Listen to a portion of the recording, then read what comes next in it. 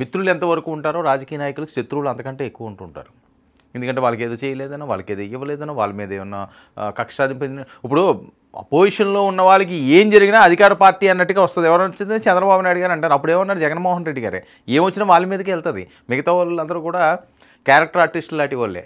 కానీ డైరెక్ట్గా హిట్ అక్కడే పడుతుంటుంది.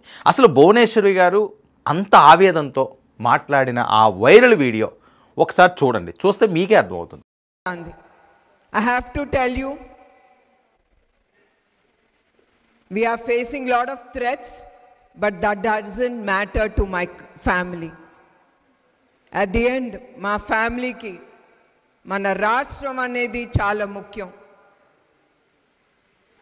So at the same time, all you youngsters, students especially, it starts from here. Join hands and do good for the country, not bad.